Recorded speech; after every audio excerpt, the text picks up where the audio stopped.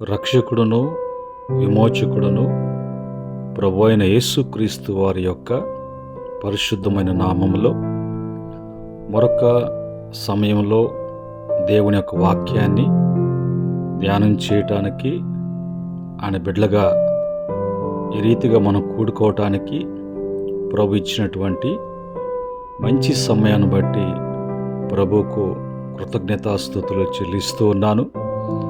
అదే రీతిగా కూడి వచ్చినటువంటి బిడ్డలు, ఈ మాటలు వింటున్నటువంటి బిడ్డలకు ప్రభు పేరిట శుభములు తెలియజేస్తూ ఉన్నాను. ప్రియమైన దేవుని బిడ్డలారా, ఈ సమయంలో దేవుని వాక్యాన్ని చదువుకొని అందులో ఉన్న మాటలను మనం ధ్యానం చేద్దాం. యెహోషువ గ్రంథము 3వ అధ్యాయము 7వ వచనంలో ఉన్నటువంటి మాటను చదువుకొని అందులో ఉన్న విషయాలను మనము ధ్యానం చేద్దాం. యెహోషువ గ్రంథము 3వ అధ్యాయము 7వ వచనంలో ఉన్నటువంటి మాటని చదువుతూ ఉన్నాను. అప్పుడు యెహోవా యెహోషువతో ఇట్లా నేను మోషేకు తోడై ఉన్నట్లు నీకును తోడై ఉందునని ఇశ్రాయేలు అందరూ ఎరుగునట్లు నేను వారి కనుల ఎదుట నిన్ను గొప్ప చేయ మొదలుపెట్టేదను అని స్వయాన దేవుడు తన యొక్క దాసుడైనటువంటి యెహోషువతో మాట్లాడుతున్నటువంటి మాటలు. ఈ యెహోషువ మోషే నాయకత్వంలో మోషే ప్రభు నడిపిస్తున్నప్పుడు మోషేని వెంబడించినటువంటి శిష్యుడుగా దేవుని యొక్క దాసుడుగా మనకు కనిపిస్తూ ఉన్నాడు. మోషే తన యొక్క యాత్రను ముగించుకున్న తర్వాత భక్తుడైనటువంటి మోషే ద్వారా ప్రభు జరిగించవలసిన కార్యాలు జరిగించిన తర్వాత దేవుడు మోషేను తన యొద్దకు తీసుకుని వెళ్ళినప్పుడు మోషే తర్వాత ఆ యొక్క నాయకత్వాన్ని యెహోషువకి ఇచ్చాడు. ఈ యెహోషువకు ప్రభు చెప్పిన ప్రతి మాట కూడా యెహోషువ చేయటానికి భక్తుడైనటువంటి మోషే గారు ఏ విధంగా అయితే దేవుడు చెప్పినట్లుగా తన ప్రజలను ఐగుప్తు నుంచి బయటికి తీసుకుని వచ్చి నడిపిస్తూ వస్తున్నారో అదేవిధంగా భక్తుడైనటువంటి యెహోషువ గారు కూడా ఆ యొక్క పనిని మోషే గారు తర్వాత యెహోషువ గారు తను కొనసాగిస్తున్నప్పుడు దేవుడు చెప్పినట్లుగా ఆయన జరిగిస్తూ ఉన్నప్పుడు అక్కడ ప్రభు ఆయనతో మాట్లాడుతూ ఉన్నాడు. నేను మోషేకి ఏ విధంగా అయితే తోడే ఉండి కార్యములు జరిగించానో నడిపించానో అదేవిధంగా నీకు కూడా నేను తోడే ఉంటాను. ఇశ్రాయేలు ప్రజలందరూ కూడా చూస్తుండగా వాని యొక్క కనుల ఎదుట నేను నిన్ను గొప్ప చేయ మొదలుపెట్టేదను అని అంటారు. స్వయాన దేవాతి దేవుడు ఈ మాటలు తన యొక్క దాసునితో మాట్లాడుతున్నట్లుగా ప్రభు మనతో కూడా తన మాటల ద్వారా మాట్లాడుతూ ఉన్నారు. ఈ దినాల్లో మనం చూస్తున్నప్పుడు గొప్ప కావటానికి, గొప్ప అనిపించుకోవటానికి, నలుగురిలో గొప్ప కోరుకుంటూ గొప్పతనాన్ని కొరకు ఎన్నెన్నో ప్రయత్నాలు చేస్తూ ఉంటారు.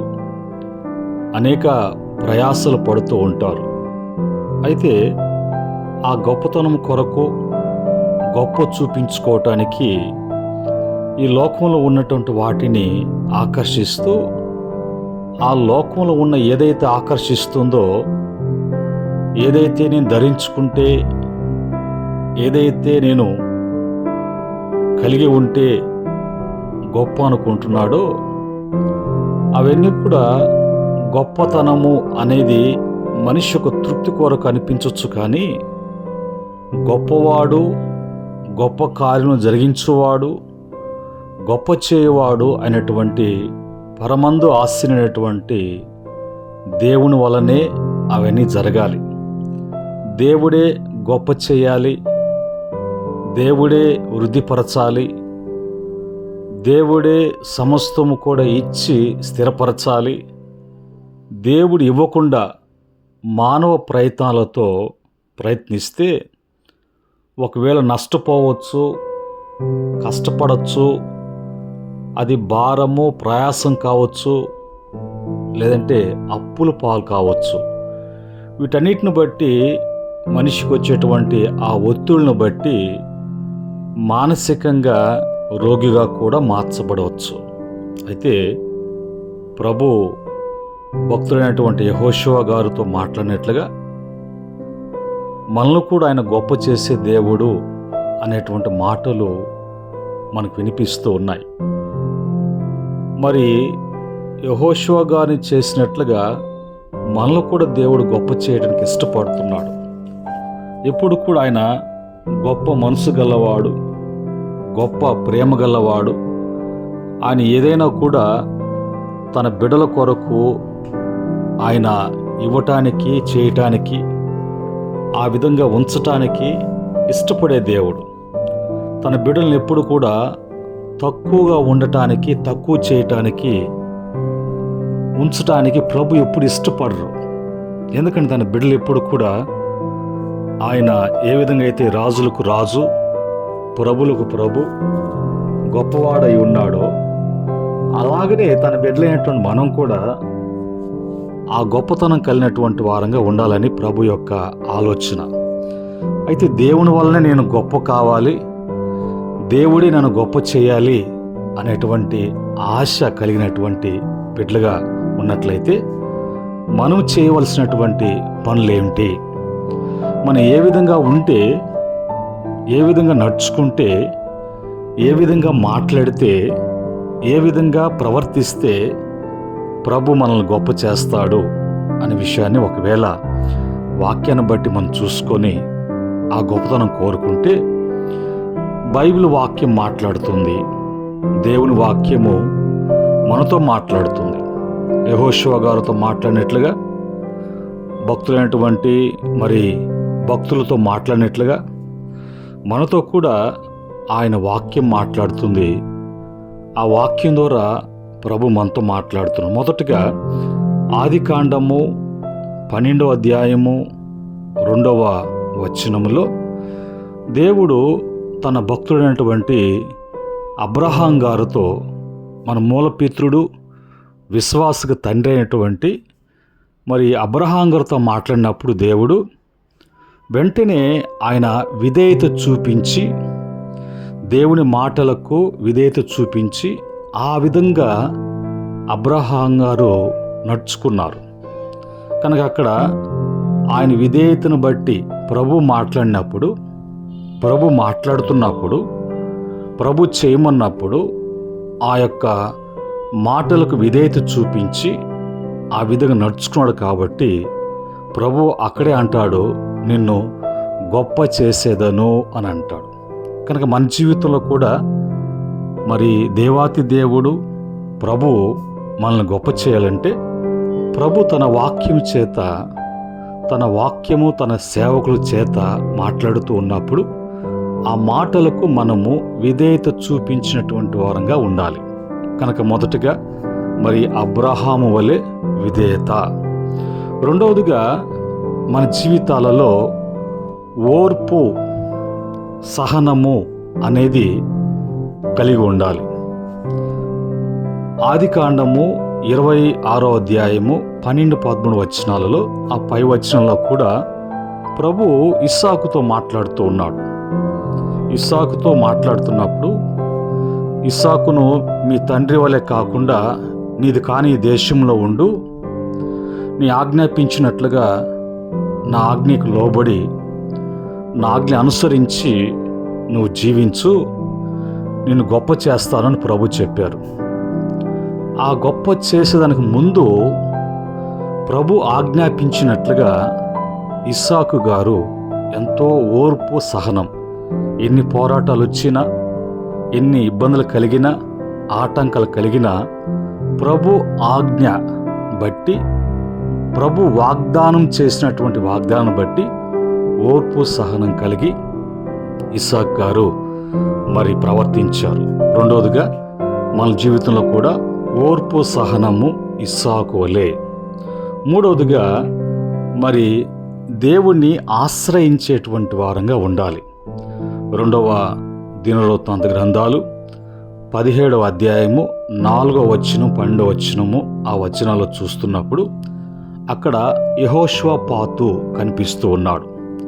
యెహోషువపాతు తన యొక్క ప్రతి అవసరములో, ప్రతి కార్యములో దేవుణ్ణి ఆశ్రయించి అతను ముందుకు సాగాడు కాబట్టి దేవుడు అతన్ని గొప్ప చేసెను అని రాయబడి ఉంది. కనుక మూడవదిగా యెహోషువపాతు వలె దేవుణ్ణి ఆశ్రయించేటువంటి వారంగా ఉండాలి. నాలుగవదిగా యేసు ప్రభు వారు మరి మత్తయి సువార్త 18వ అధ్యాయం 4వ వచనంలో అక్కడ గొప్పతనం గురించి మాట్లాడుతున్నప్పుడు, ఎవరు గొప్ప అంటున్నప్పుడు, పరలోకములు ఎవరు గొప్ప అంటున్నప్పుడు యేసు ప్రభు వారు మరి ఒక చిన్న పిల్లవాడిని తీసుకుని వచ్చి ఆ యొక్క చిన్న పిల్లవాడిని చూపించి, ఈ చిన్న పిల్లవాడు వలె ఎవరు తగ్గించుకొని ఉంటారో వాళ్ళ పరలోకంలో గొప్పవారు అంటారు. ఇదే మాటని మనము లూకా సువార్త 18వ అధ్యాయం 13వ వచనం చూసినప్పుడు అక్కడ పరిసయ్యుడు సుంకరి ఉంటాడు.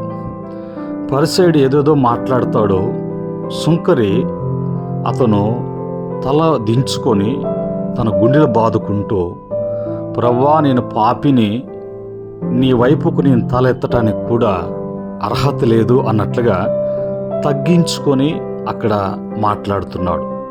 పరిసయ్యుడు హెచ్చించుకొని మాట్లాడుతున్నాడు. కనుక ఇక్కడ ప్రభు అంటాడు, మరి తగ్గించుకున్నవాడు గొప్పవాడు. పరిసయ్యుడు తగ్గించుకున్నాడని తగ్గించుకోలేదు. సుంకరు తగ్గించుకున్నాడు. తాను తగ్గించుకున్నవాడు హెచ్చించబడును, తను హెచ్చించుకున్నవాడు తగ్గించబడును. కనుక నాలుగోది, సుంకరి వలె తగ్గించుకునేటువంటి స్వభావం ఉన్నప్పుడు దేవుని వలన గొప్ప చేయబడతాం, గొప్పవారము కాబడతాం. ఐదవదిగా మరి మత్తయి సువార్త 20వ అధ్యాయము 26వ వచనములో పరిచారకులై ఉండాలి. దేవుని పని చేసేటువంటి పనివారుగా, పరిచారకులుగా ఉండాలి. ఇక్కడ శిష్యులకు ప్రభు చెప్తున్నాడు, నేను ఈ లోకానికి వచ్చింది పరిచర్య చేయించుకోవటానికి కాదు, కానీ పరిచర్య చేయటానికి. మీరు గొప్పవాళ్ళు కావాలంటే మీరు పని వాళ్ళై ఉండాలి. మీరు పని చేసేటువంటి వారుగా ఉన్నప్పుడే మీరు గొప్పవాళ్ళు అవుతారు అని మాట ప్రభు అంటాడు. అంటే మనము గొప్ప కావాలి అంటే మనము పరిచర్య చేసేటువంటి పరిచారకులుగా ఉండాలి. దేవుని పని చేసేటువంటి పనివారుగా ఉండాలి. దేవుని యొక్క దాసుల వలె ఉండాలి. శిష్యులకి ప్రభు చెప్తున్నాడు. కనుక ఐదవదిగా పరిచర్య చేసేటువంటి, దేవుని పని చేసేటువంటి శిష్యులుగా, దాసులుగా మనం ఉండాలి. ఈ యొక్క 5 అనుభవాలు ఎవరైతే కలిగి ఉంటారో, ఈ 5 అనుభవాలను బట్టి దేవుడు వారిని తప్పక గొప్పవారిని చేస్తారు. కనుక ఈ యొక్క సమయంలో ప్రియమైనటువంటి దేవుని బిడ్డలారా, మనము లోకాన్ని బట్టి, లోకంలో ఉన్నదాన్ని బట్టి మనము గొప్పవాళ్ళం కాదు, కానీ కేవలము మరి దేవుని వలనే మనం గొప్పవాళ్ళు కావాలి. దేవుడే గొప్ప చేసేటువంటి వాడు. సమస్తము ఆయన వలన కలిగింది ఏది కూడా ఆయన లేకుండా కలగలేదు. సమస్తము ఆయనవే. సమస్తము ధారాళంగా అనుగ్రహించేటువంటి దేవుని ఎదుట ఈ 5 అనుభవాలు మనం కలిగి ఉందాం. దేవుని చేత గొప్ప చేయబడి ఈ లోకములో ప్రభు కొరకు మనము సాక్షులుగా, ప్రభు యొక్క బిడ్డలముగా, ప్రభువును మహింపరిచేటువంటి బిడ్డలుగా జీవిద్దాం. ఇట్టి గొప్పతనాన్ని ప్రభు మీకు అందరూ కూడా అనుగ్రహించునుగాక. ఆమేన్. ప్రేమగల తండ్రి, పరిశుద్ధుడా, మీకు వందనాలు నాయనా. మీరు గొప్పవారు, నీ బిడ్డలను గొప్ప చేసేటువంటి వారు. కనుక ఈ మాటలను బట్టి ఎలాగా గొప్ప చేయబడతారు, మీ చేత గొప్పవాళ్ళు కావాలి, మీరే వాళ్ళని గొప్ప చేయాలి అంటే ఏం చేయాలి అనే విషయాలు మీరు బహుతేటగా మీరు తెలియచేశారు. ఈ మాటలు వింటున్న బిడ్డలు తమ జీవితాల్లో కూడా ఈ మాటలను బట్టి అన్వయించుకొని మరి జీవించటానికి మీకు అప్పగించుకోవడానికి కృప దయచేయమని యేసుక్రీస్తు నామములో అడిగి వేడుకుంటున్నాము తండ్రి, ఆమేన్. పరమ తండ్రి దేవుని ప్రేమ, రక్షకుడైనటువంటి యేసుక్రీస్తు కృప, పరిశుద్ధాత్మ యొక్క అనిన సహవాసం ఈ యొక్క మాటలు వింటున్న బిడ్డలు, కూడి వచ్చిన బిడ్డలకును సకల పరిశుద్ధులకును ఆయన దాసులకును సదా తోడే ఉండి నడిపించునుగాక, ఆమేన్. దేవుడు మిమ్ములను మీ కుటుంబాలను కలిగిన యావత్తును కూడా ఆస్వాదించి వృద్ధిపరచునుగాక, ఆమేన్.